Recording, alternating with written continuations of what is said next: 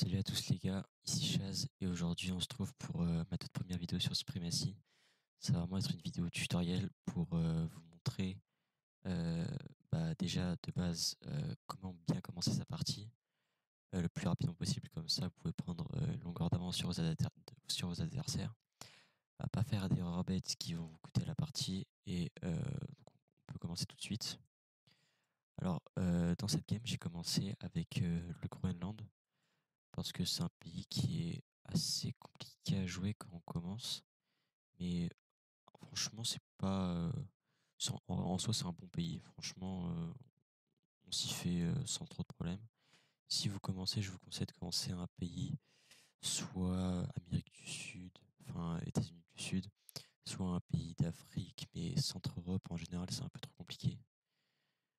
Donc, ce que vous allez faire premièrement, c'est que vous allez regarder vos provinces. Par exemple, moi, j'ai commencé avec juste cette île-là. Et si vous regardez bien, vous pouvez voir que sur chaque province, il y a un petit symbole. Donc si on regarde les symboles, ici tu as un symbole gaz, fer, gaz encore, poisson, poisson, blé, bois, etc. Et pétrole aussi. En gros, ces symboles, ça désigne les provinces, enfin les ressources que produisent chaque province. Par exemple, cette province-là, elle produit du fer. Et chaque province produit le symbole qui lui est attribué.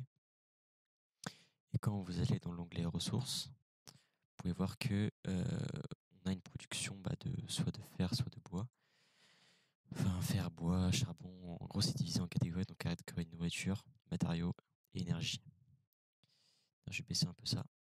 Et quand vous allez commencer, la répartition, elle sera un peu bizarre, mais ce que je vous conseille, c'est que déjà d'équilibrer au maximum. Si vous pouvez être en positif sur chaque matériau, faites-le. Enfin, chaque ressource, faites-le.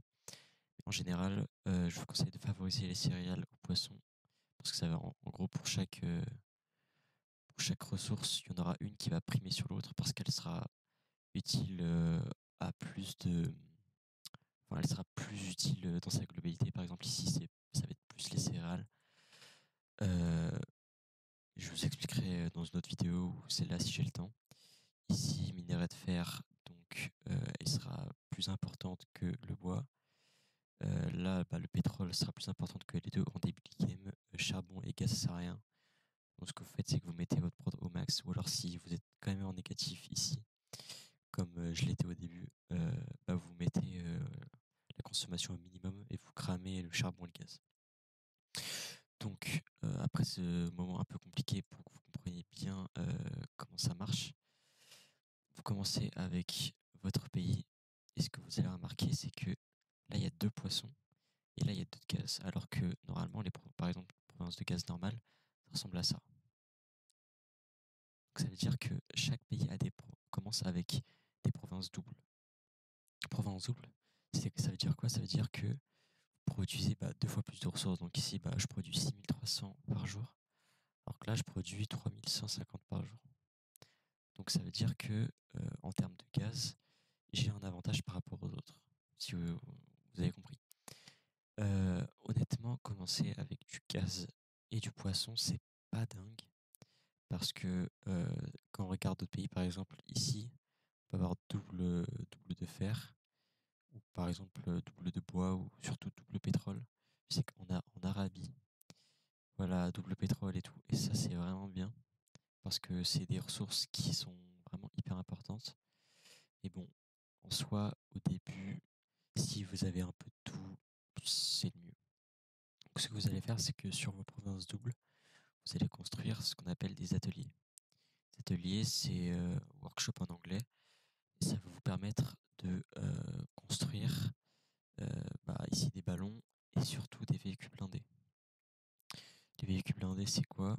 C'est des troupes terrestres, donc c'est une unité terrestre qui a un but défensif, qui a 60 points de vie par rapport aux infanteries qui en ont seulement 20.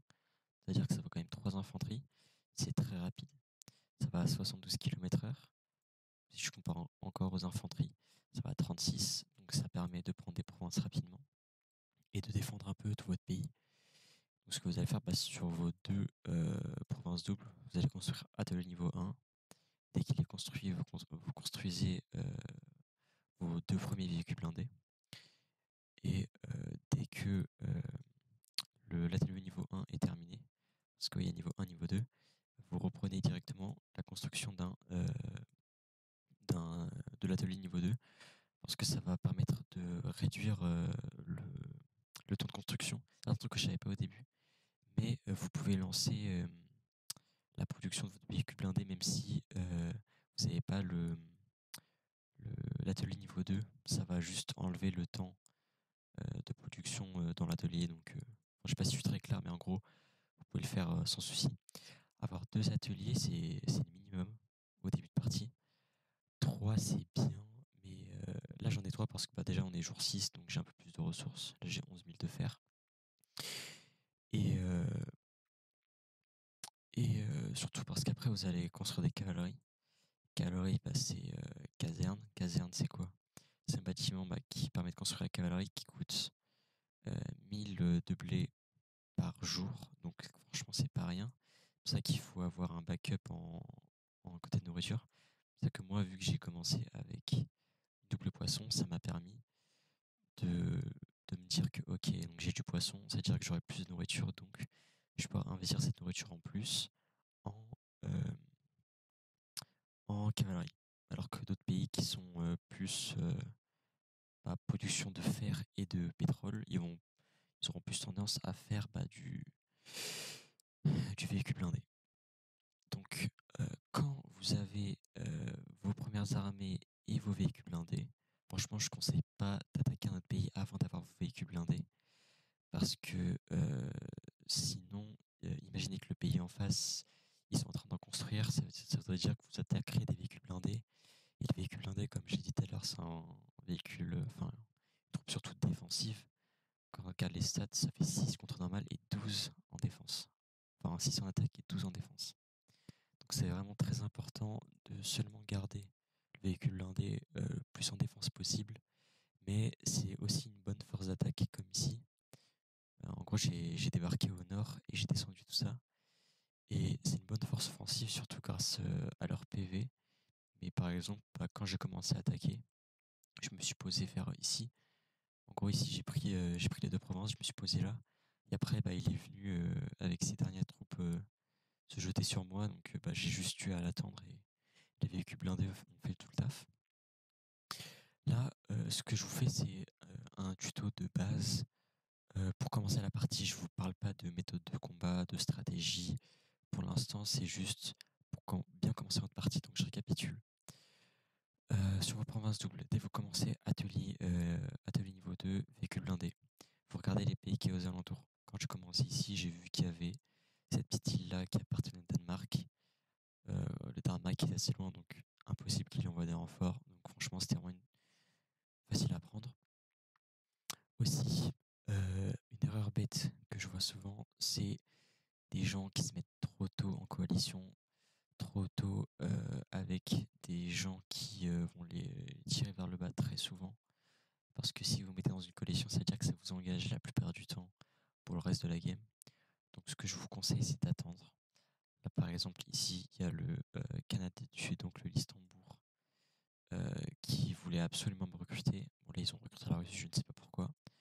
Parce que oui, très souvent, les coalitions, c'est un peu brouillon, t'as des pays un peu partout. Et on comprend pas trop le sens. Donc je vous conseille d'attendre à moins que vous soyez vraiment à côté de vos alliés et que ça peut vraiment vous aider. Je vous conseille d'attendre un peu avant de rejoindre une coalition, en tout cas pas au jour 1. Que dire de plus? Quand vous attaquez, là c'est parce que j'ai le Groenland, vous voyez que j'ai quand même laissé des troupes chez moi avant d'attaquer ici. Parce que la pire chose que je vois très souvent, c'est des gens qui attaquent des pays à côté d'eux et qui laissent leur territoire complètement vide. Là, si vous avez de la chance, vous êtes avec un allié ou un gars neutre qui vous attaque pas parce que soit il est bête, soit c'est votre allié. Mais très souvent, je vois des trahisons parce que votre allié ou le mec à côté de vous, il a juste tout raflé d'un coup, alors que votre armée est dans un autre pays en train de combattre. Donc franchement, c'est pas le bon plan. Je vous conseille quand même de garder des troupes au cas où en défense.